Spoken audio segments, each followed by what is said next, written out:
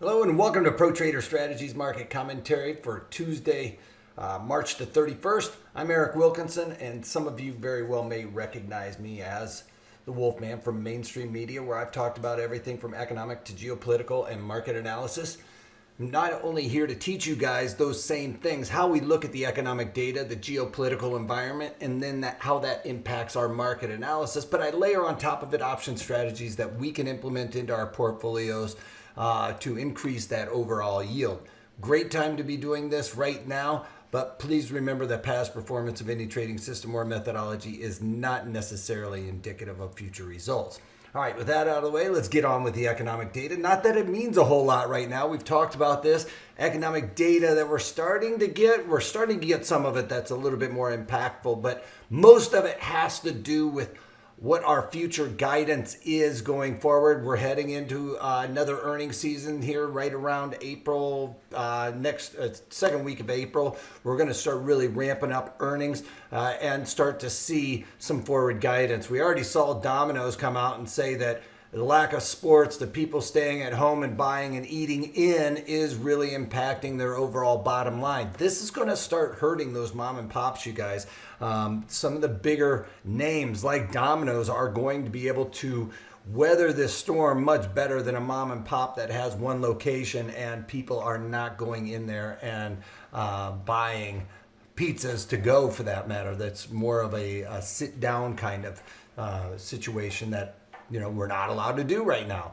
All right, so with the economic data across the pond, not really a whole lot to see there. We did get some flash estimates out of Europe for the CPI. That came in at 0.7%, expected to be 0.8, consumer price index. But this is going to be well before we started seeing this major steep decline in crude oil, which is going to help lower some of that CPI number. We also got the core CPI, which excludes food and energy, like what we're talking about here, and that was 1%, expected to be 1.1%, so coming off a little bit there as well.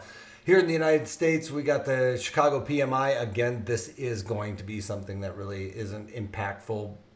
It did come in below 50 for the PMI, and it came in anything below 50, remember, is contraction in the economy. Came in at 47.8, expected to be 44.1. We'll probably start to see those really start to fall off.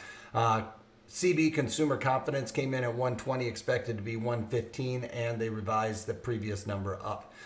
Not that that's going to mean anything. The ones coming up now are going to be the ones that are including all of this that we're going through right now. Here we go. Crude oil is up 50 cents on the day, almost settled in the 19 handle. We talked about this yesterday. They pierced that 19 and rebounded a little bit. But one thing to note, I've talked about this time and time again. We get candle setups where we have a bottoming pattern, which looks like that right there. We'll pull up a little red candle and kind of set it up where you get a doji, and then that usually at the bottom of a move is a sign of a rebound. But today we're getting, if we were to end up where we are right now, today we're getting a doji that kind of looks like that, right?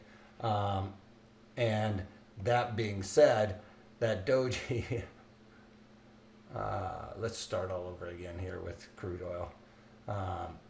Anyway, so we got a doji at the bottom of a pattern that kind of looks like that, so we got that bottoming, and then obviously we've been on a sell kind of signal, but today what we're getting is a pattern that looks more like this, and that usually has a tendency,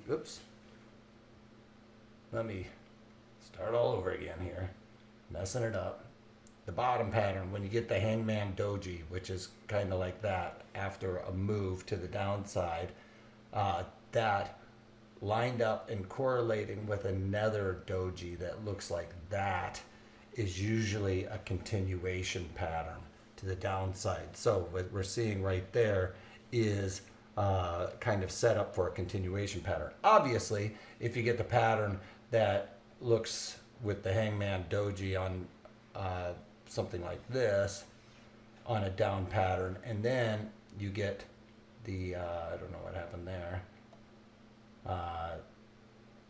you get a doji that looks like this, then that means that we are going to rebound and move higher. So a move to the high end of today's range, or even higher than that, which I don't think we're going to see, would indicate more of an up pattern. This right now, what we're seeing is more of a pattern to go to the downside. So that's what we're looking at on crude oil right now. And something to note, we talked about it yesterday, Trump, Putin wanting to talk, setting up a meeting. That hasn't happened yet. But something else that's going on in Canada is that we are seeing a barrel of monkeys right here is, let's call it, I think it's like, let's say it's $6.99.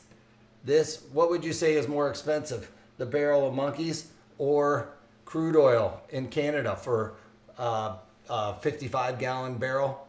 Yes, this is more expensive. This costs more money than a barrel of crude oil, of that black gold that we talk about, right? So a barrel of oil, 55 gallons, gallons of oil dripping out, is cheaper. Crazy stuff going on here. Anyway, let's move on to the other markets, and we've got gold futures coming off a little bit. We're starting to see the equities start to rebound. Dow Jones Industrial Average was off by about 300 points. Last I checked, we were up 100 points, so a nice 400-point rebound in the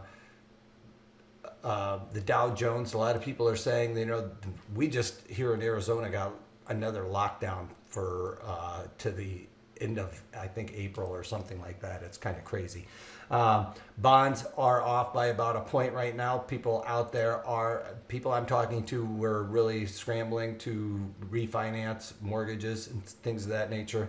That is going to be the thing people are trying to do right now before anything gets much worse. I don't think that the bonds are going to go any lower, or the interest rates aren't going to go any lower. So this is the time to do it.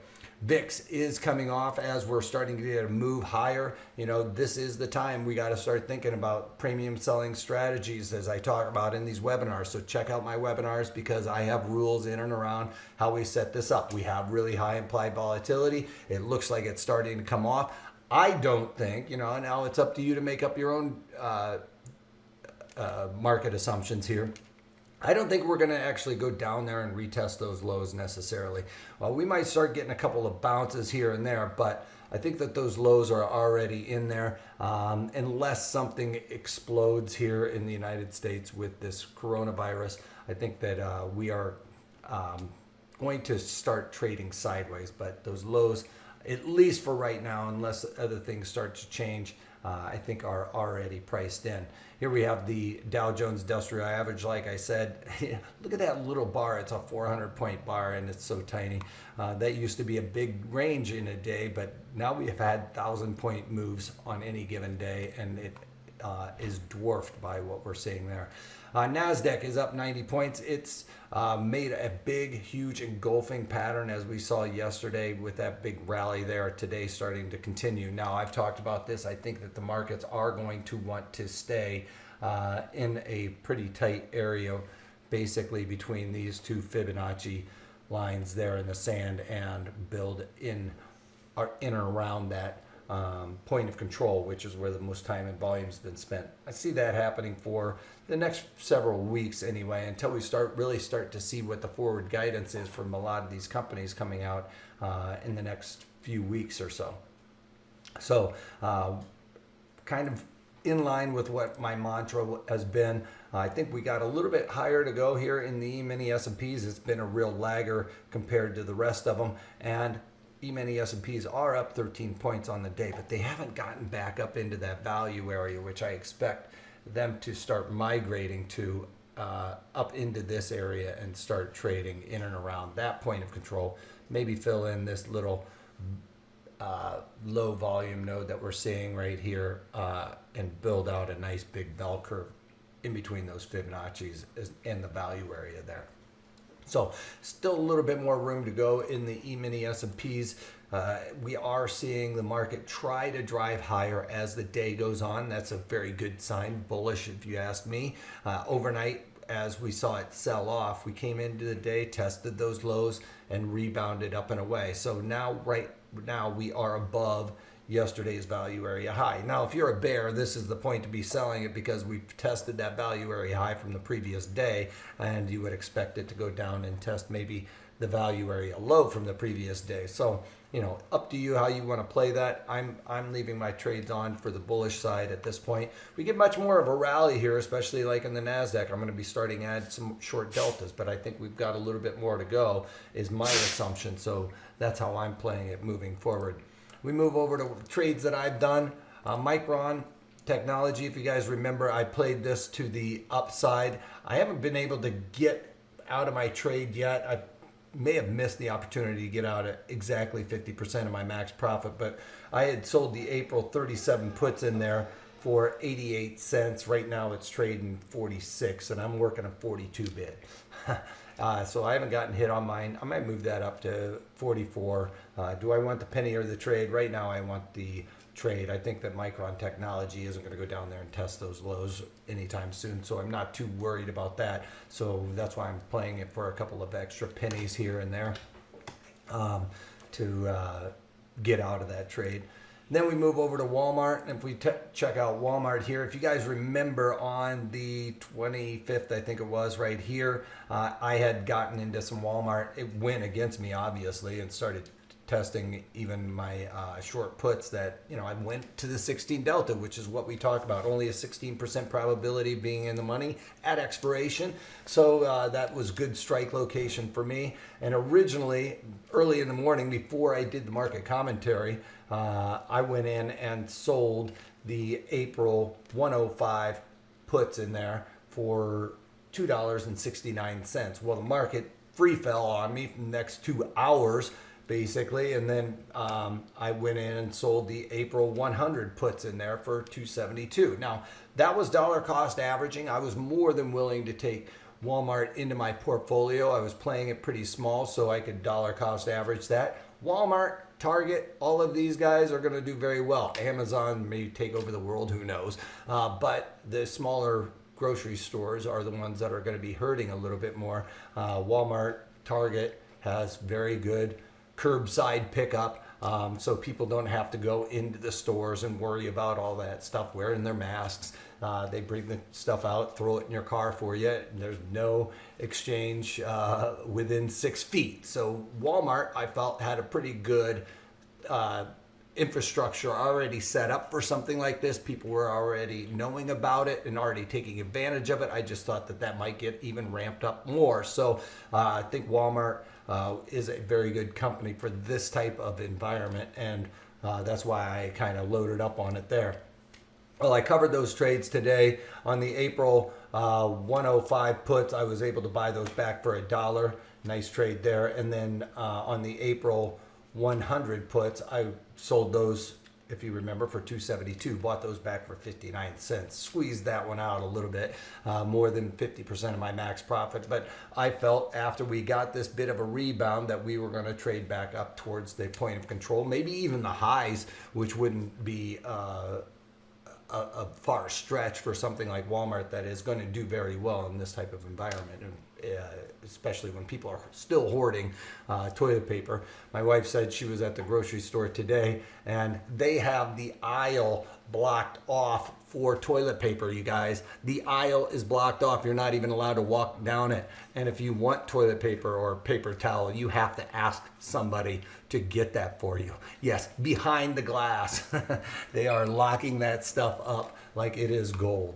All right, so that's about it. Check out the webinar this week. We are following along with implementing options into our portfolio, so hopefully you guys are paying attention and watching that. Learn something new while you're stuck in quarantine. And trading, I just saw Google searches for how to buy stocks or how to trade is massively spiking. So a lot of people, while they're sitting at home watching their 401ks or their portfolio kind of dwindle a little bit, are thinking, maybe I can do this myself. Well, if you do, check out my webinars, because I have very simple rules that you need to follow, and it will guide you to the right strategy for any given environment. I talk about the duration, strike location, and environment in and around that underlying that you've come up with a assumption for, a directional assumption. All right, take a moment to go over this disclaimer, you guys. We are an educational company. I'm not here to solicit anybody to buy or sell any of the things that I've talked about in these webinars. They are more for guidance. I'm trying to teach you guys how we trade options and following along with my rules that I've set up for you guys to make it a little bit easier for you guys and allow you to sleep at night. So take a moment to read over this. Remember, past performance of any trading system or methodology is not necessarily indicative of future results. All right, that's it. And if you can't take that, take it easy.